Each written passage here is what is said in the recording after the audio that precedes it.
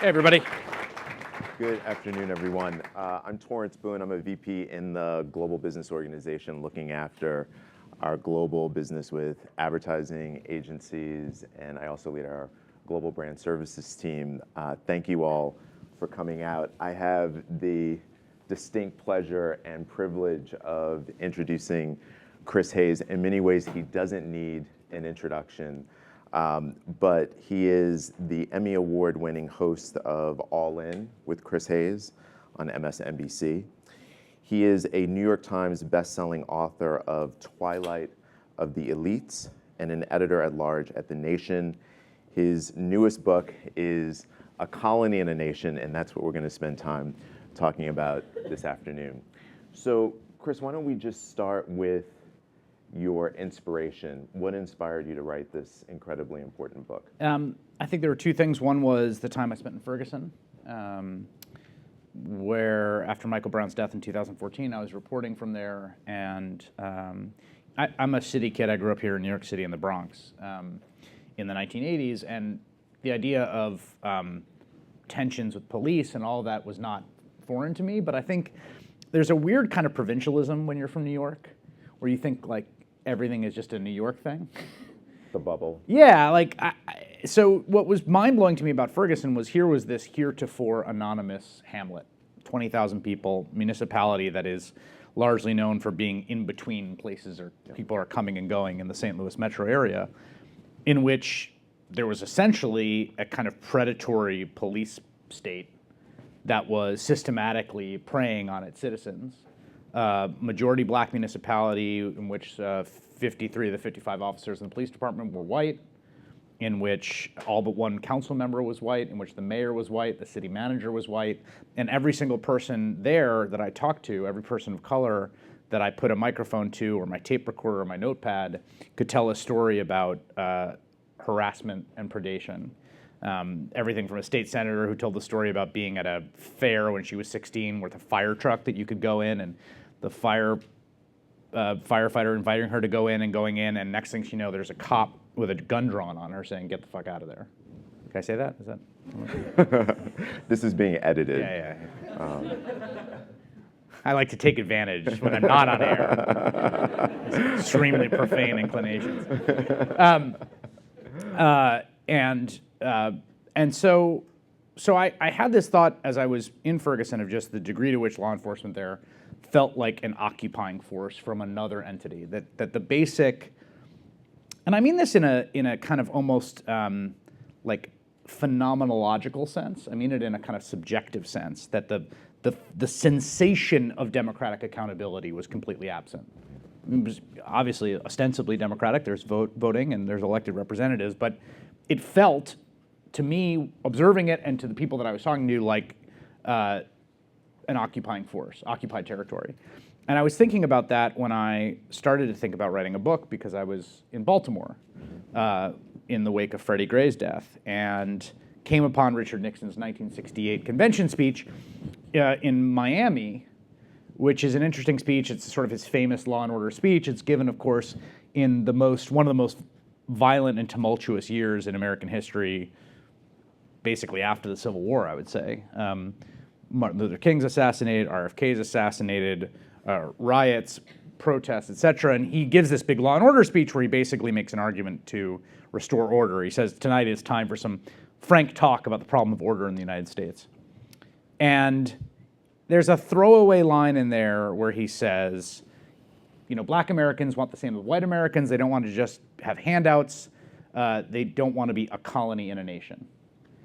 And there was something about that phrase that seemed both sort of profound and elemental to me, precisely because our inheritance is as a former colony that became a nation. Yep. And the degree to which, when I sort of connected back to that experience that I'd seen firsthand in Ferguson and in Baltimore of a kind of colonial experience, that it sort of locked into my head that we sort of created these two different regimes, yep, which is not at all in any way a novel insight. And in fact, there's a lot of, well, frankly, books better than mine on the topic that I would urge you to read and are cited. But then the question for me became, why? Like, what is the origin? Why did we democratically produce this? And that's in some ways what the kind of project of the book.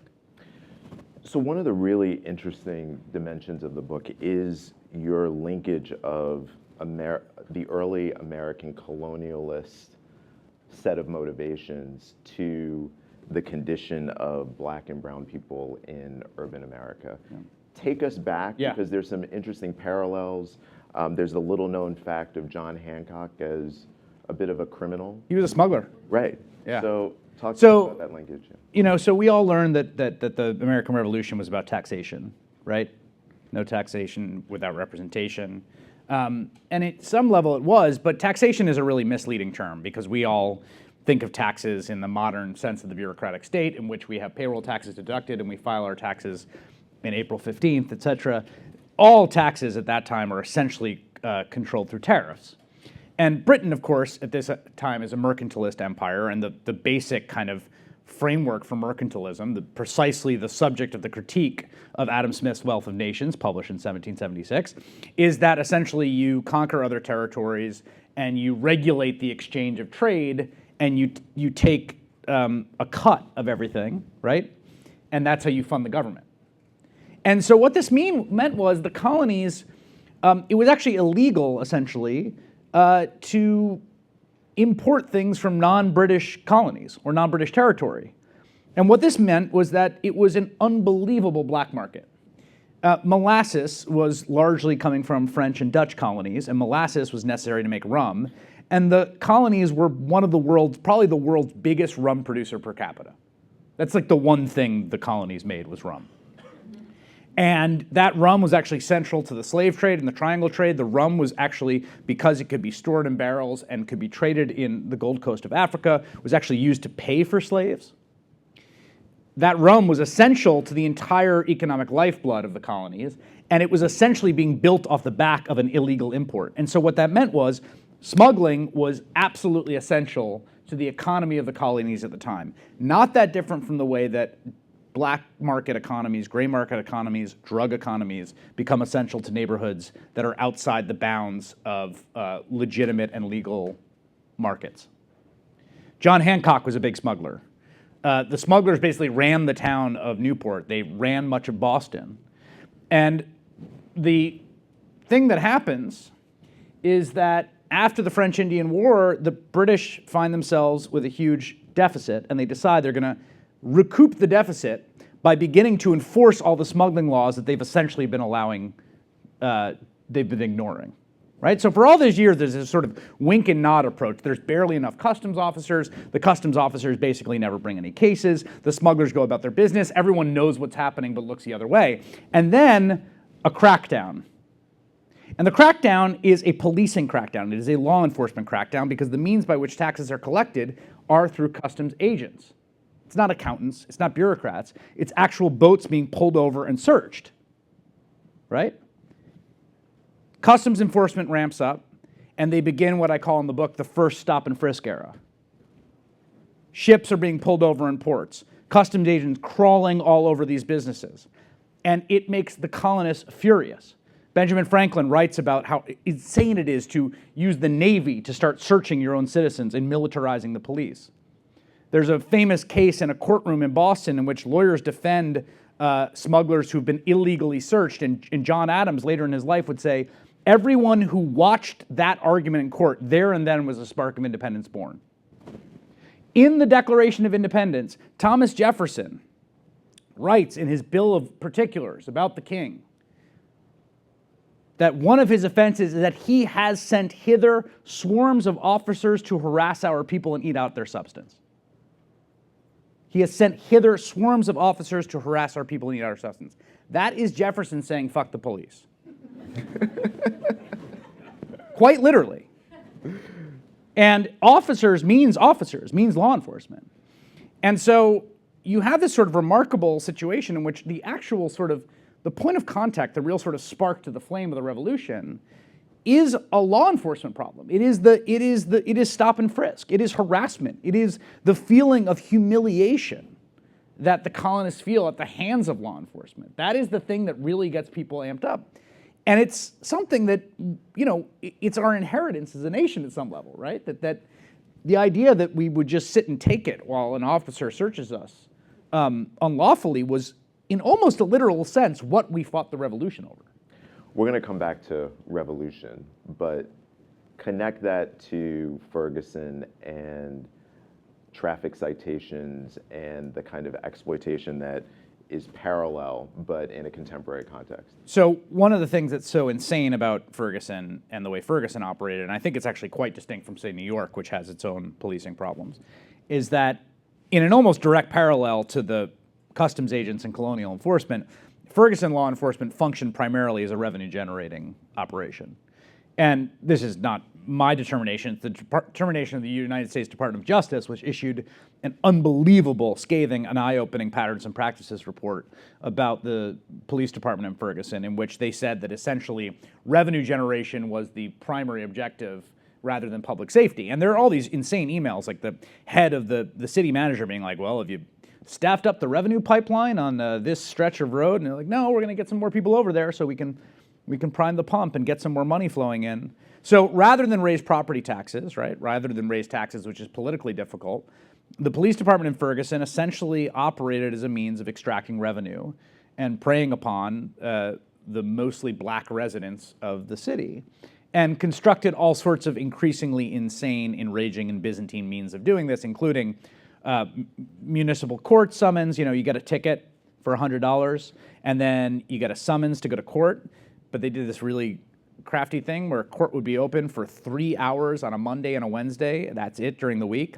And then all the people with the summons have to go. Keep in mind, they're issuing every year about 2 traffic citations per resident of the town. Okay? Now, in fairness, there's a lot of people going through, but you get the idea. So then you go with your summons, right? On the you have to take a half day off work. And you know what? The line's too long. You didn't get in. You're now in contempt. It's really did this. And now you're in contempt. Now you got a warrant. So the next time you get for a traffic ticket, you get pulled over. Oh, there's a warrant. Now you're in cuffs because you're in contempt. There's a story of a woman who ended up doing 3 nights in jail and paying about $600 for an initial $50 traffic ticket and still owed $500. Because the other thing they would do is sort of attach these kind of payday lending interest rates on the fines.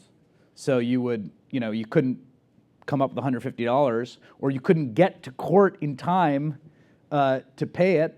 Then there would be this massive penalty fees and late fees. And so, they constructed this incredibly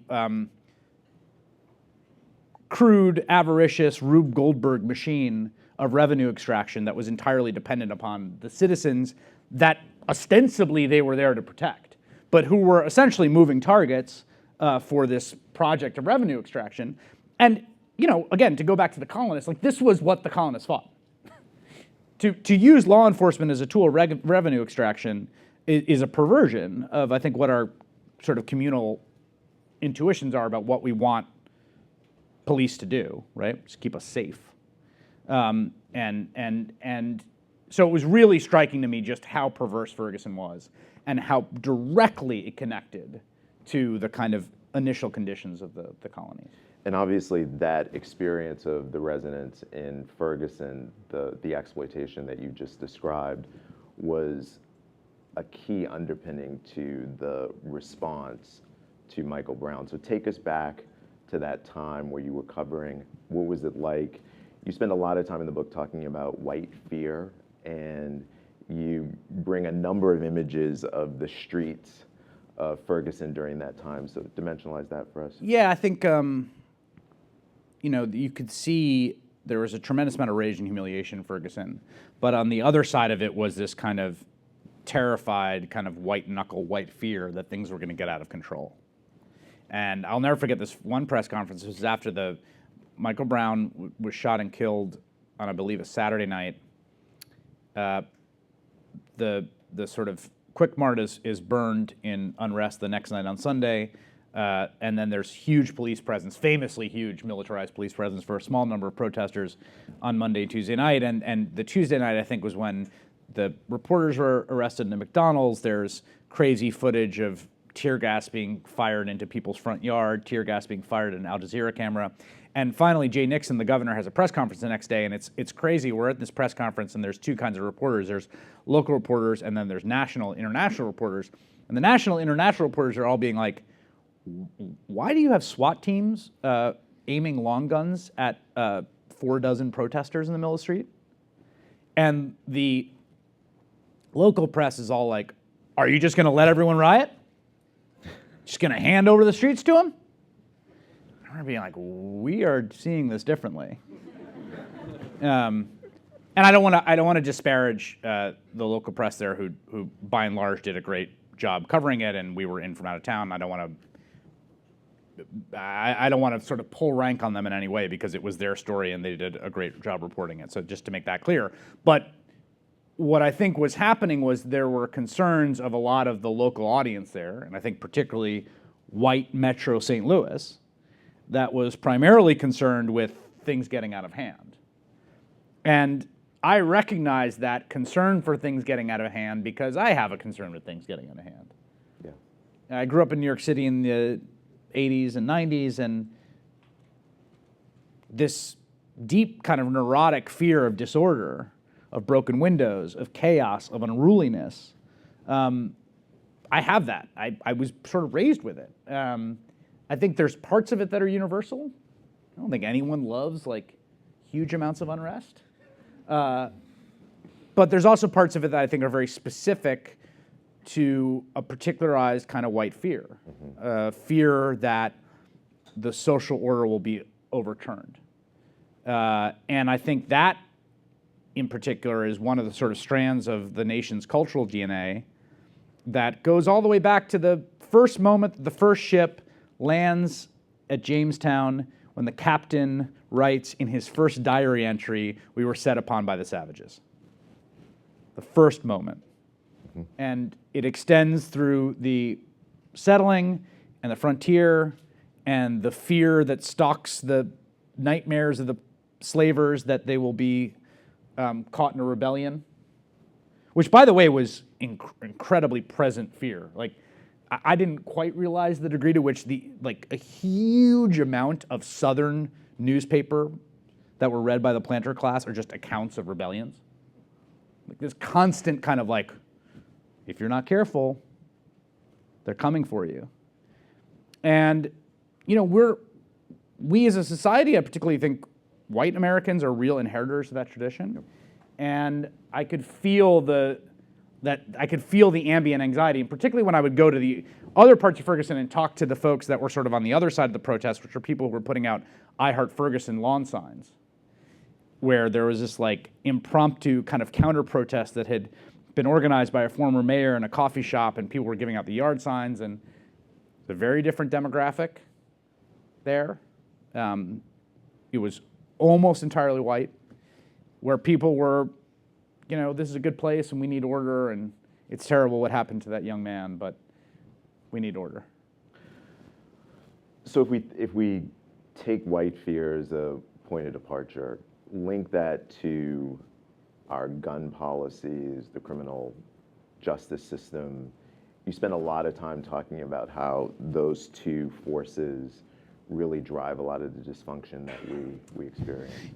Yeah, so I think that the fear is sort of moves in different directions and takes different objects, and is the kind of the source of the incredibly punitive criminal justice system that we've erected. The largest carceral state that's ever been built, 5% of the world's population, 25% of its prison population. 1 out of every 4 prisoners in the world is an American, which maybe you know that or maybe you don't, but I always try to picture that in my head. Like, there's got to be a lot of prisons in India and China, right? Don't you guys have that interview question about how many piano tuners in New York? Isn't that a thing? Am I right about that? Am I recalling that correctly? Or was that a myth? Yeah, that was a myth. That's for the engineers. Oh, okay. Yeah. All right. Just trying to think about, picture that, right? There's a lot of prisons in the world. It's a big world, and 1 out of every 4 is an American. So in the construction of that, and particularly in the 1960s, it's sort of law and order moment, which I write about in the book, is a particularized way in a particular historical context amidst these twin phenomena of, well, three phenomenon: backlash to the civil rights movement, actual rising crime in a incredibly steeply rising crime. Countries getting much, much more dangerous much more quickly. And also sort of social disorder, protests, things like that. That we sort of attach ourselves to this politics of law and order. In terms of the role that guns play, the gun has always been central here. I mean, to go back to the Jamestown experience, right? It's like, how did they win that one? And the gun is the answer. How is the West won? The West was won with guns. How was the sheer numerical force of slaves on the plantation kept subdued? Through torture, psychological torture, repeated violence, and the gun. So the gun is central at one level because the gun is the central implement that is constantly attached to the project of conquering and of civilizing, of maintaining order. And at the same time, the gun is also this sort of looming specter for police, right? So think about the difference between policing a country like Japan and policing Los Angeles. So you show up to a domestic disturbance in Japan, like people argue in Japan, right? It's like they're people, and people softly. They get mad at each other, and someone's mad at someone else, and there's and you show up, and you got to try to sort it out, and maybe someone's violating some municipal code or legal provision, or maybe there's actually been an incident of domestic violence, but it's just not going to happen that someone's going to pull out a gun and shoot you. Statistically, that's just not going to happen. In the U.S., it could. There's one gun for every man, woman, and child in the United States of America. And the way that police train is they train for that in the same way that, in some ways, in the way that all workplace safety training is about training for the extraordinary, right? If you're working on an assembly line, you can go 20 years without a huge, terrible accident, but when you train for the accident. What police train for is they train for someone taking out a gun and shooting them when they pull someone over for a traffic stop. And by the way, there's an amazing part of the book where Chris actually goes through a VR experience as a police trainer. Yeah, like they have these sort of this 300-degree thing where it's this interactive. He didn't do very well. Scenarios. I was terrible. Which is sort of the point. Like it's a little bit of like cop propaganda because they like bringing like know-it-all pundits to walk a mile in our shoes, and I was like, well, you just shot 9 people. I was like, oops, It's like, see, not so easy. I pulled my gun on a guy who was going to throw a cinder block at me, like the first thing, and the trainer was like, should you have pulled your gun? I was like, probably not. Fair point. But they have this, they have these virtual reality training sessions, and they're actually the ones that cops train on, and again. I want to, be fair and honest and sort of empathetic here about the fact that policing a country with the level of gun violence we have and the ubiquity of guns really does fundamentally alter the experience of policing. I mean, and so when, there's a degree to which every time we hear, like, he went for the gun, he went for my gun, he went for a gun, I thought he was going for a gun, Amadou Diallo was taking out his wallet when he was shot and killed in New York City. And there's something maddening about that. Horrifying, unjust. But also in the psychology of these cops, I think not crazy. And we have a global audience here. One of the distinctions that you make as well is the difference between the American criminal justice system and the European criminal justice system, and how the lack of an aristocracy in this country in many ways contributed to the harsher dynamics of our criminal justice system. Talk a little bit about that. Yeah, I mean, there's a great book on this by Yale professor named James Whitman called Harsh Justice, which is comparative between the U.S. and Europe. And the main thrust of his argument is that, Europe basically had twin justice systems for commoners and for aristocrats. And the aristocratic system was quite forgiving and the commoner one was harsh. And the sort of progress of continental legal traditions was to level up the commoner treatment to the aristocratic one. And you've probably seen, articles or photo essays about like Danish jails where they have like 2-bedroom suites and like hot tubs, and it's like a whole genre about like wow, and in the U.S. there was no division, obviously, which is not to say there weren't divisions. Like slaves had a completely unique set of punishments, but America has this deep sort of punitive leveling down instinct. Obviously, it's the nation of the stocks, of the Scarlet Letter. This is deeply embedded. But we still have this impulse. You still see this impulse, I think, even among progressives, people to the left, social justice types, to level down. The sort of way we could get to equality is to punish more harshly at the top. And I think sometimes that's a totally fair impulse. It's demanded by justice. There's a tremendous amount of lack of elite accountability. We see it on display right now in ways that I find completely just like stroke-inducing. But I also think that the real tough nut to crack as a society, and in terms of our kind of shared socio and political emotional lives, is finding spaces for empathy and forgiveness. And I was just this morning, this is my second event of the day, this morning I hosted a fundraiser for an amazing organization called the Osborne Association that works with the currently incarcerated and the formerly incarcerated and their families and their loved ones. And it's an incredible organization. I'd urge you all to look into it and consider contributing to it. But what's so profound about this is that everyone living around this is dealing with how to think about forgiveness and redemption, including people who have taken someone's life and are thinking about how to do that first for themselves, to make restitution, to try to make themselves a whole person, but also to reconcile with the sort of inescapable horror of what they've done and the harm they've committed. And in some strange way, it's like the conversation we have about victims and crime is so removed from the amazing emotional work that those folks who are in the midst of it, who are dealing with the perpetrators of genuine terrible harm, are doing. And I think one of the things that we take comfort in when we think about the criminal justice system, or we say reform, is nonviolent drug offenders, right? Like, if you let every nonviolent drug offender out of American prisons today, we would still be the most incarcerated country in the world. Okay?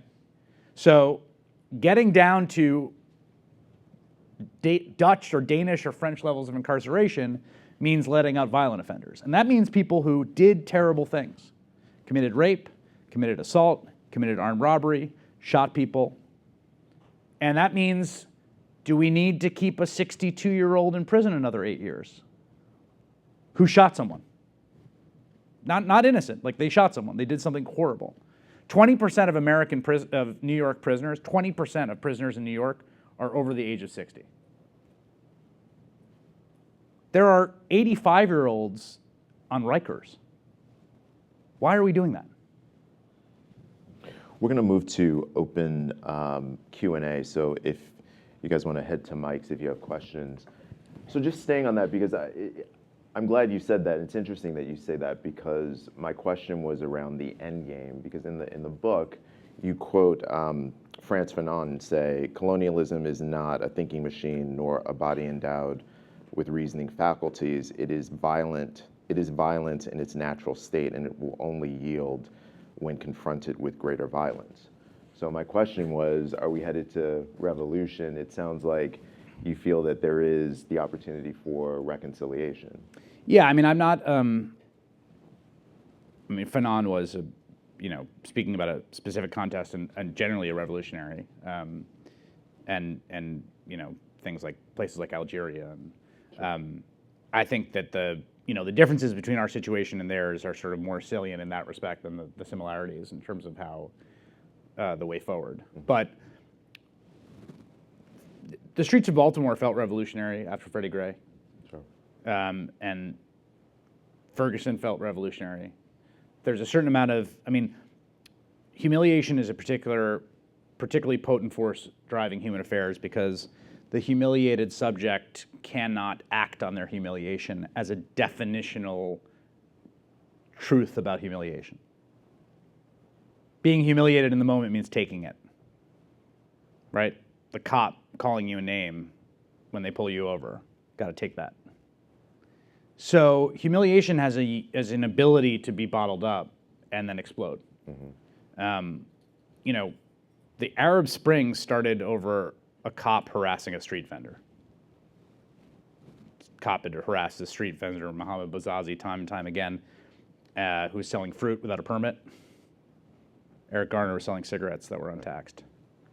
And eventually that fruit vendor, after being slapped by the cop one day and yelled at, lit himself on fire in Tunisia. And that was the start of the Arab Spring. So there's a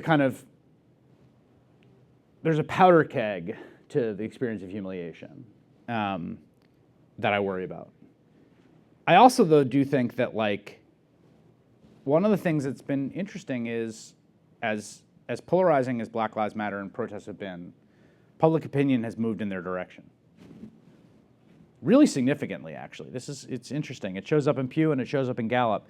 And this is true among white Americans.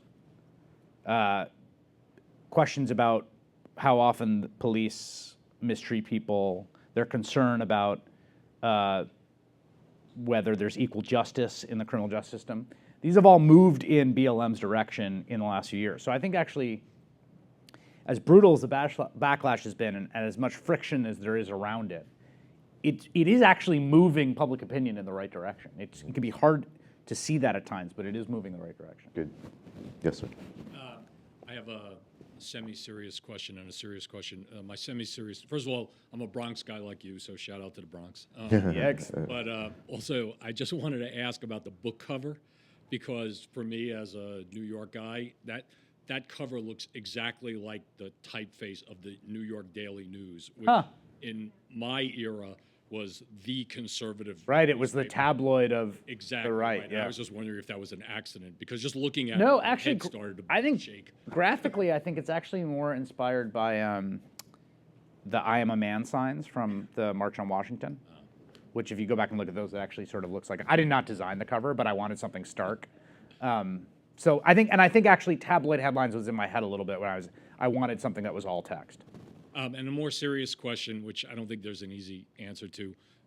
So you did touch on this a little bit about this, the dichotomy between excessive policing, but the sort of inchoate feeling of the general population that they want more security. Yeah. And so, like you, growing up in New York, I'm older than you, but I remember the 60s and the 70s in the Bronx, and even right down the street here in Chelsea. I went to college down here, and this was I say this to younger Googlers than me, and they look at me like I'm talking about the American Civil War. But in the 1970s, if you were in this neighborhood and you were out past 8 o'clock at night, there was probably a really good chance that you were going to get mugged or worse down here.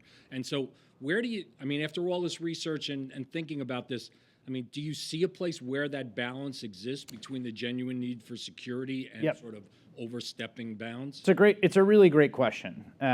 So yeah, I want to be clear on this that what happens with crime and danger in the United States between 1966 and 1993 isn't some fiction.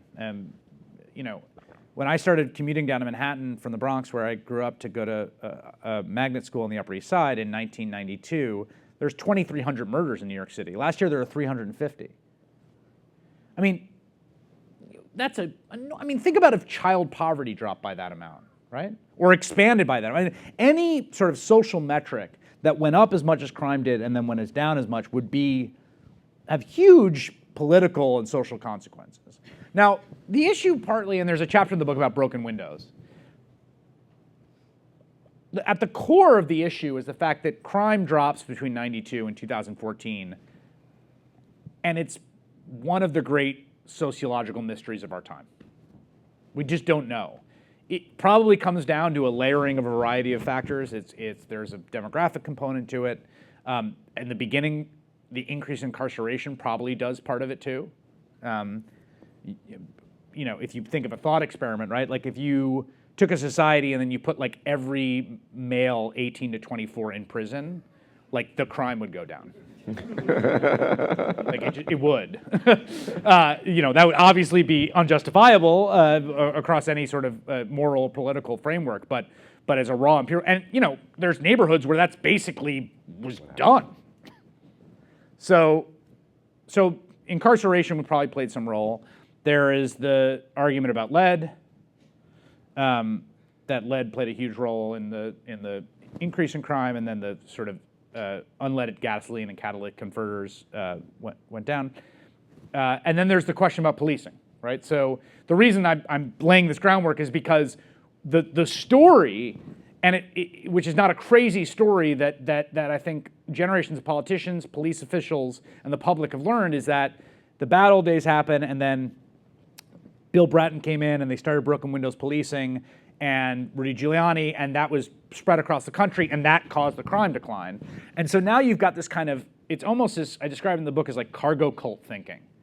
It's like rain dance, right? There's the cause and the effect, so it's like you have to devote yourself to the crime gods, because if you don't, then the bad old days are gonna come back. And I don't, in some ways, I understand why particularly police professionals who oversaw that period think they did it. Like, I would think I did it too. And there's no question, I think, that some policing is better than others. But I also think we have to recognize that a lot of non-policing factors were driving that. And which brings us to the great stop and frisk experiment, right? Because the warning when the city settled the stop and frisk lawsuit from people like Ray Kelly and all sorts of folks was the bad old days are going to come back. And they haven't, right? So New York City, and that's in an environment in which a lot of top 25 cities have seen really worrying rises in homicide. Like seriously upsetting rises. Chicago, Baltimore, Cleveland, St. Louis, Milwaukee. New York's gone down. So, but it gets to this really deep fundamental point, because you're seeing the politics of law and order in those cities go right back to the politics of law and order in the 1970s. Yes.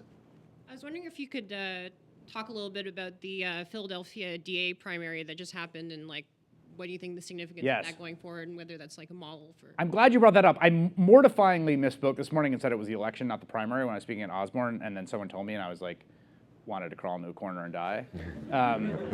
So I've been like thinking of like 90% of my cognitive energy for the last 6 hours has gone to that. Why did I make the mistake? It's a primary. Like now I can get that back. So I tell people all the time on book talks, you know, what can I do? And the thing I say is, we focus on the federal government, but the criminal justice system, and this is a point that's really made well, it's made well in James Forman's great book, Locking Up Our Own, which I recommend, and Locked In by John Pfaff, which is out, which is that there is no single criminal justice system. It's literally thousands of systems, like county sheriffs, municipal DAs, right? All these different interlocking systems at the local level, and a lot of elected leaders who are elected in super low turnout elections, which in some ways is the good news, because it means you have a lever. If you devote yourself to working on these issues in local elections, you can have a huge impact. And the Philadelphia primary is probably the most stunning example of that so far.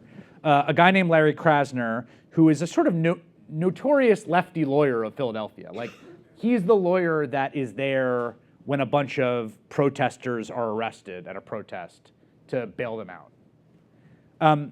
He has no prosecutorial experience. And the police union hates him.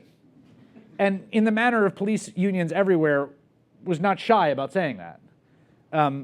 Police unions tend to speak in one register. I don't know if you notice this from official police union statements, but there's... And Krasner won this primary, explicitly on a program of reform. He's not the first sort of reformer DA to win. There's a woman in Orlando who won similarly and is now locked in a battle with the state Republicans who want to take her power away because she said she's not going to use the death penalty. There's a woman in Cook County, Illinois, who grew up in Cabrini Green, who also won and unseated the district attorney, or I guess in Illinois it's the state's attorney, who had sort of been implicated in the Laquan McDonald cover-up. So this is something that's happening in different places. Krasner, I would say, is the most remarkable example.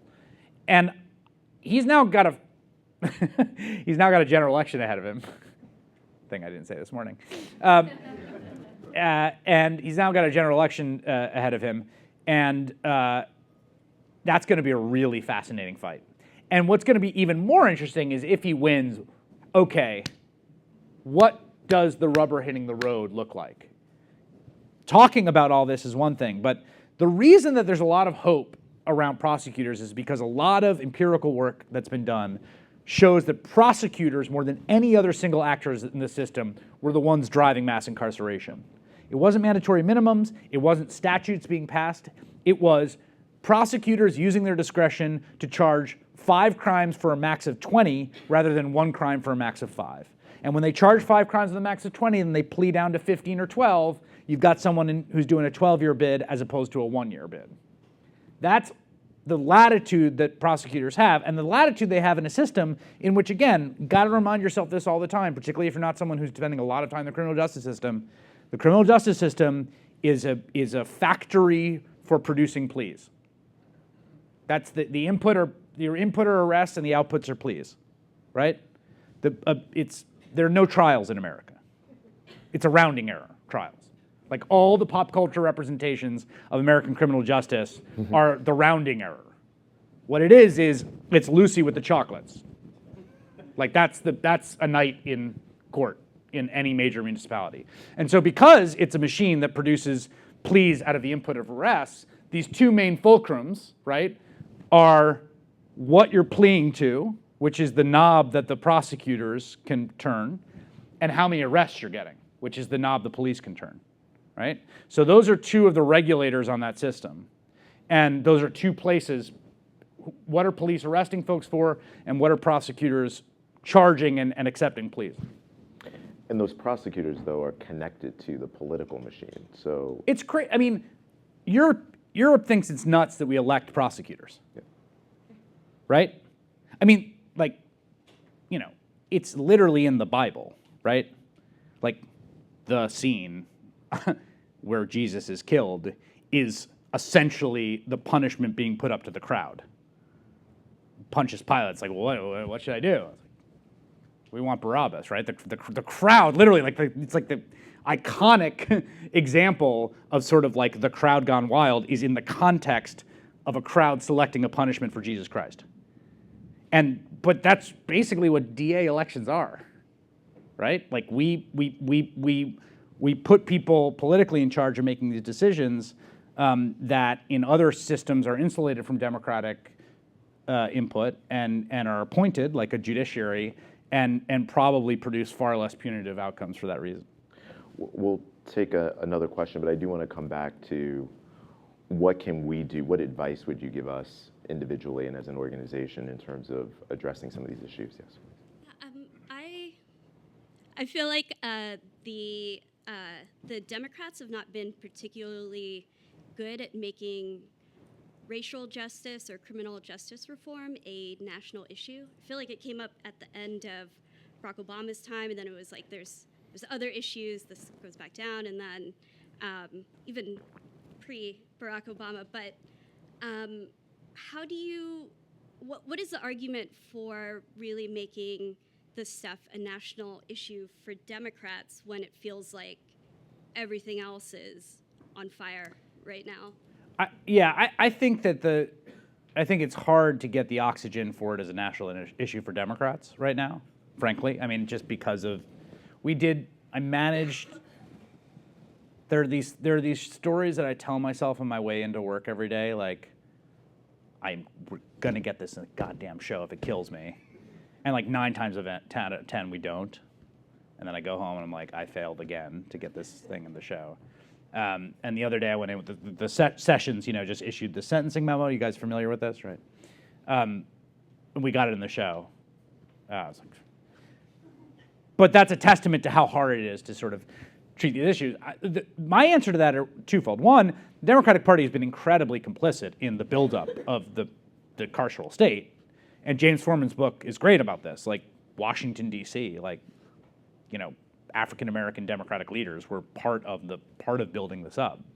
The upside is that most of this stuff is being driven at the local level. Like, in a tangible sense,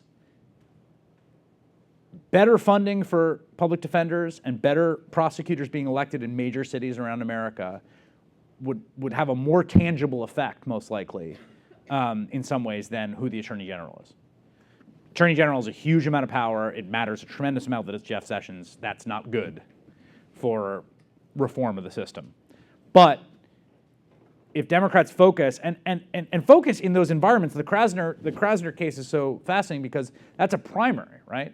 So focusing in the context of places like Cy Vance in Manhattan, Brooklyn DA, focusing on those offices, there's a lot to be done at that level. Last question. Thanks. Something I wonder, do you think there's much, what do you think of the prospects of trying to involve people around prosecution or law enforcement, getting them more on board with criminal justice reform? And I think about this even when I'm recounting like a local assembly person who's, very friendly with local police, which is great. But it's easy to get very pessimistic if I'm reading, say, personal accounts or people in my friend circles who work in law enforcement, and their perspective is so far from where I can get to in terms of where they think the problem is. So that's a great question. So I think there's been some real progress on this. I think that you've seen a lot of police representatives come around on things like decriminalization of marijuana, stuff like that they used to oppose. If I'm not mistaken, I think the professional organization of the American Society of Prosecutors put out a critical statement about the Sessions charging memo, which also was amazing to me, which reflects this idea that we don't actually think this is the way to go. So there's some light and some space there. The other side of it is that, and again, to sort of put yourself in the shoes of the people that are manning this system is, police particularly, and this is true of prosecutors, particularly true of police, they're spending all day, every day, interacting with people that are in distress and are in their worst situation, right? No one calls the cops to bake them cookies, right? You call the cops when there's distress and there's disorder and there's trauma, and there's a real taxing effect psychologically on being introduced to that all the time. Now, people will note rightly that they're not the only people that are introduced to that kind of thing. There are social workers and child protective services workers and emergency room doctors and all kinds of people that are going through jobs in which they're exposed to this all the time.